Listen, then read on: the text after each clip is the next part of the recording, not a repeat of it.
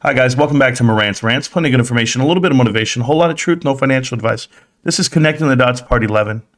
I had time off today to go ahead and dig a little bit, and I had to because I want to break down some of this FUD. I want to kill all the FUD for Bed Bath & Beyond. I want to stop this right now. So let's go ahead. I know there's people out there, PP Seeds, Kai's Malej, everybody's making videos. They're bullish on the company, whatever it may be. Great, whatever. I'm gonna help you guys out. Hopefully you guys listen. If you don't listen, well then you can't win. So here's how this works for Bed Bath & Beyond, guys. If you guys have been paying attention, they're a company driving themselves into the ground on purpose. Now, we know the past steps. We've talked about it in the other videos. 6, 7, 8, and Part 10 on Connecting the Dots have broken down Bed Bath & Beyond. But now here's Part 11. I'm doing it for a reason. Here's what happens. We all know what's happening with the company right now. It's down to 40 cents a share. It's worth absolutely nothing. But people are asking questions. Why? Like, what's going on? Why are they driving it to the ground?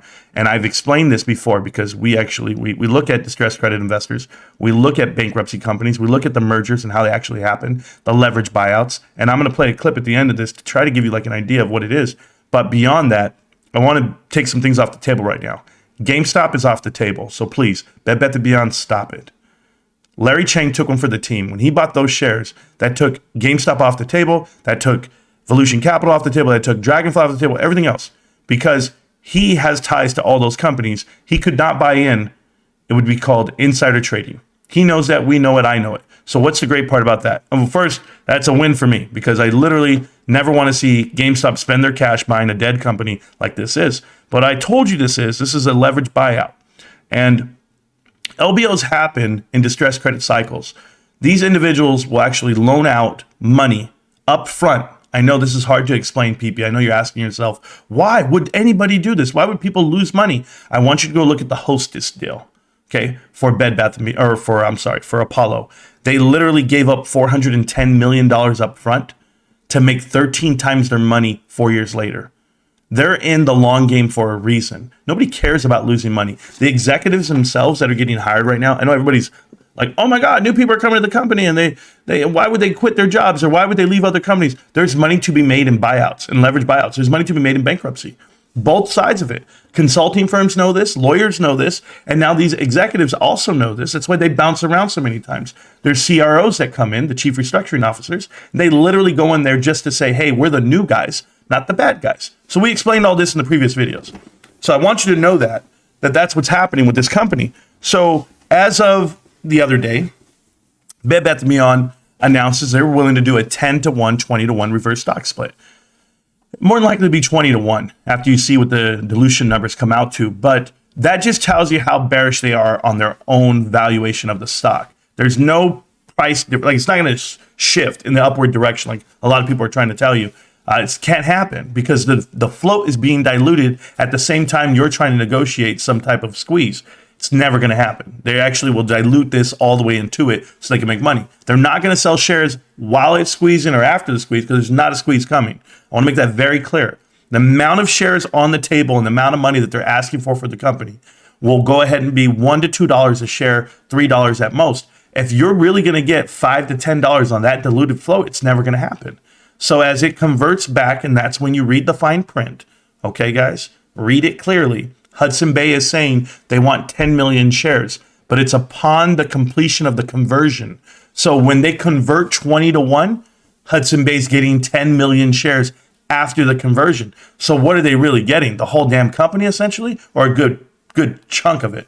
You know, they're not going to give up those warrants for nothing. They hold the company in their hands. So, and B. Riley Securities, as far as them passing things through, if you saw the Redbox deal, just know that was Apollo as well. But I'm going to go ahead and just say that for now. GameStop's off the table. So this is connecting the dots. I'm going to connect some dots for you because you're going to need this one. Remember, I listen to you guys. I listen to everyone who writes me a letter, puts out a comment, or who says a comment in a video. I listen. I was told it's Newell. It's Newell. It's Carl Icahn, Carl Enterprises. Let me tell you guys something. If you think Carl Icahn is on your side, if you think Carl Icahn is going to make the original investors any money, you're completely wrong. There is no money to be made if you're currently investing in Bed Bath & Beyond and if you keep buying in. Carl Icahn is no different than Apollo. He's a private equity investor that goes in, takes over companies, and hopefully can make them some money, but they do it in parts and pieces. It's not what you see at GameStop. GameStop took so much time and money to make happen, and we're still making it happen today. But it's not that. Bed Bath & Beyond is not that. Bed Bath & Beyond makes no money at all. So I want to break this down for you. I want to kill the FUD, and I want to show you who Newell really is. Because when you tell me that's who's buying this company, I'm going to tell you, you still will make no money. Because Newell is Apollo. Let's go. All right, guys. When we're all said and done with this, okay, when it's all here, and I'm going to get this a little bit tighter. I apologize. I wasn't ready. Right there. I was messing with this. Oh, I know what I did. I did that. I was ready, but now I'm not ready. There we go. Now that looks better.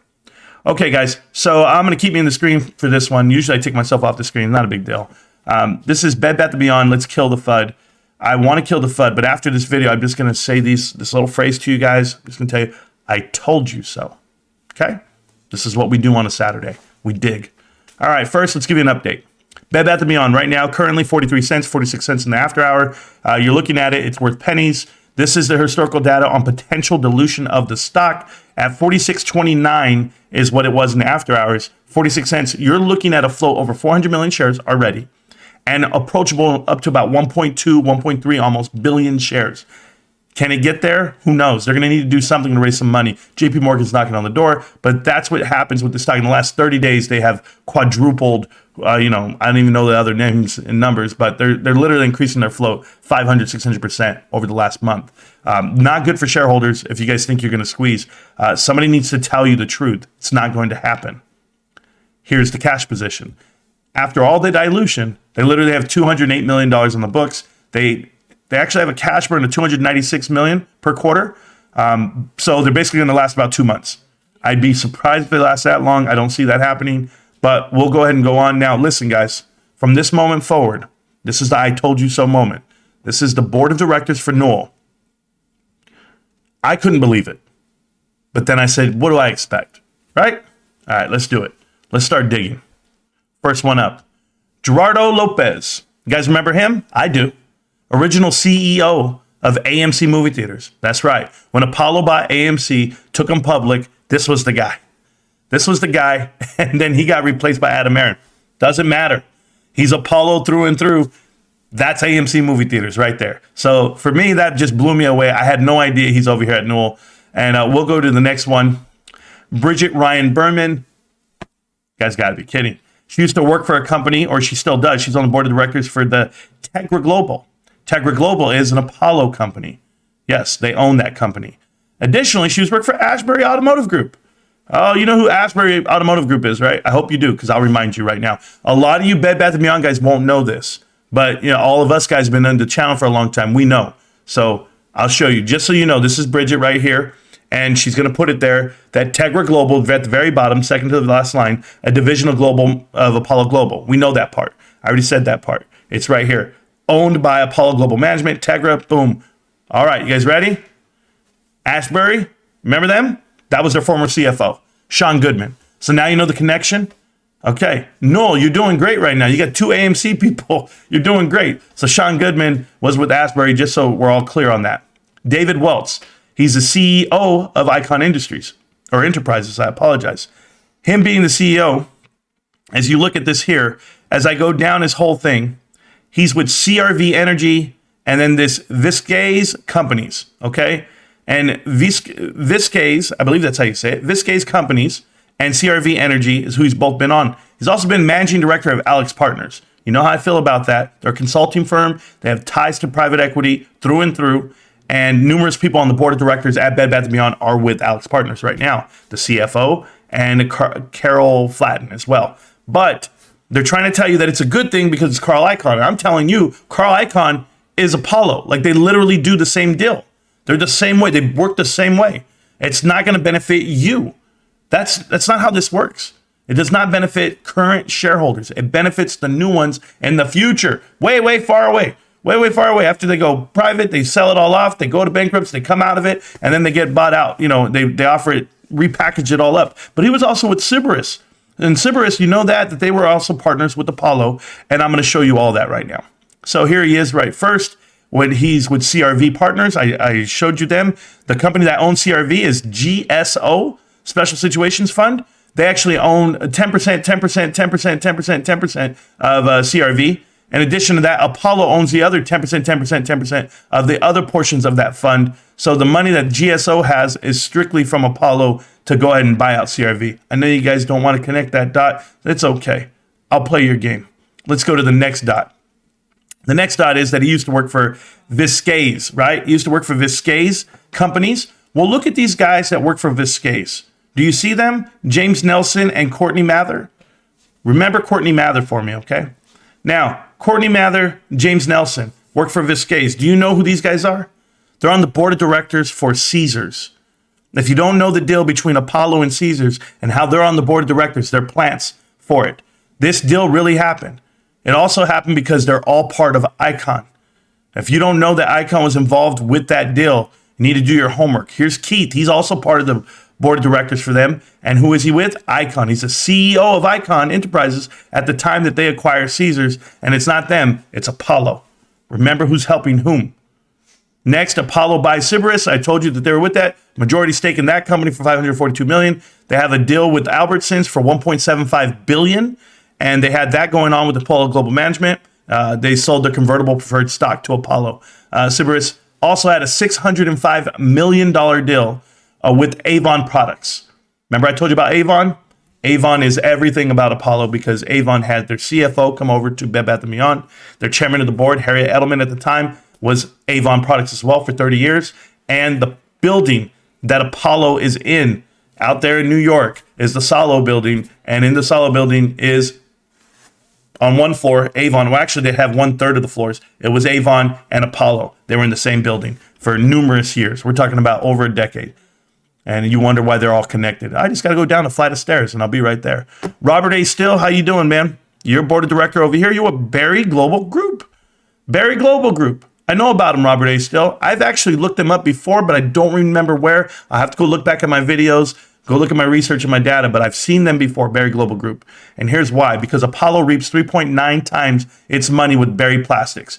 They're partnered up with that group. So was Robert, and so is Evan Baugh. If you remember who Robert is or Evan Baugh, they're also board of directors for Apollo. Evan Baugh was the senator, I believe the senator from Indiana, and he's with Apollo, and he's also with Marathon Oil Group, if you remember that connection. You know, the consulting firm, Ryan Reynolds, whatever they were. I said Ryan Reynolds, but it's Reynolds and Associates that were doing the hiring of SuGov. But hey, what do I know? I'm just watching. Stephanie Stahl, how you doing at Newell? You doing pretty good? Because you're still a senior advisor at the Boston Consulting Group. No wonder we don't want you around. Ravi. Now, Ravi here, they don't tell you anything on Ravi except that he's with Richie Bros. And we know who Richie Bros is, right? Richie Bros and IAA Automotive, right? They just did a merger. IAA, SuGov, yep, on the board of directors there. So is Apollo, another individual, not only SuGov. SuGov is Apollo, by the way, because she was Apollo with Fresh Market, right? You guys don't remember that part? They pay her a check. Hey, here you go, Sue. And then she left there to go to Bed Bath & Beyond. So now you have SuGov and this other guy from Apollo. I forget his name right now. They're at IAA. They partnered up with Ravi. They're on the board of directors with each other. Hey, but Ravi, what else have you done, Ravi? I'm just curious. I don't know too much. So Apollo Global sells London Hotel for $605 million. And look who they sold it to, Intercontinental. That's who they sold it to. That's what they sold.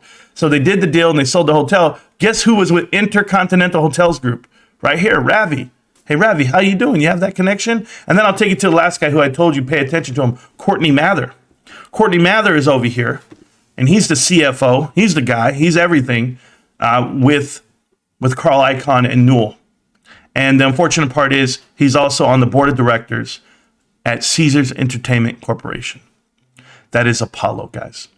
I don't know how to put it to you guys any other way, but when I tell you Apollo is playing the strings here for Bed Bath & Beyond, there's an Apollo SPAC that has the money to go right now, or a Newell one. Does it really matter? It's private equity. And when they buy you out and they don't do what you think they're going to do, i.e. make you a profit, I don't understand why you're investing. I don't understand why people are telling you to buy something that is going certainly to the ground. And what I mean by the ground is, if they buy it out or if someone else buys it out, it does not matter. You as a shareholder will get nothing back. So you're buying 40 cents of nothing because you're allowed to do that. And I'm supposed to stand back and say, no big deal. I'm going to explain something to you about brands. You guys asked a question. I heard you guys ask the question, and I want to explain it to you really quick. Let's go ahead and close. Can I close this one? I'm going to close this one. Here you go. This is Jason Mudrick, okay? Jason Mudrick, and I'm going to let him explain it in his words, and let's have him do it. But, away from travel, very diversified across industries. I mean, the theme, if anything, is LBOs. I mean, there was just, to your point about good business, bad balance sheet. Most LBOs are reasonably good businesses that have predictable cash flows that can be levered, but they have a bad balance sheet because they financed the purchase price with a lot of debt. There's a lot of first lien debt trading at 80 cents right now, some of which is going to go to 60 because the company's not going to make it, and some of which is going to go to par because the company is going to make it. And as long as we have a ton of situations like that to look at, with debt trading at 80, there's ways to make money.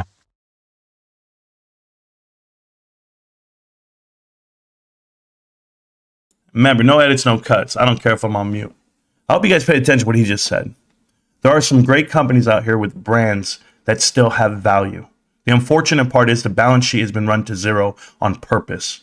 And they do that because these companies that do LBOs, leverage buyouts, these companies that do distressed credit lending during this cycle, it's so great to loan you money because it's at 6, 7, 8%, 13%, 15%. Everything they're doing it on purpose.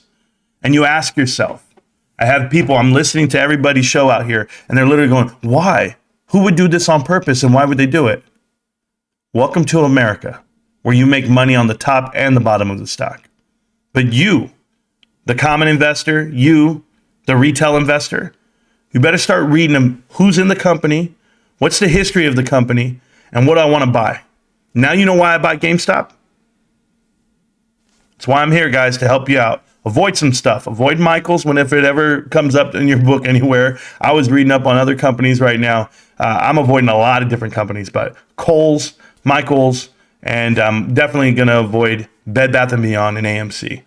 I only buy GameStop, guys. I also buy Costco. I mean, it's a great company. But other than that, guys, connect the dots, see what it is. But if Newell does buy this company, just know who Newell is.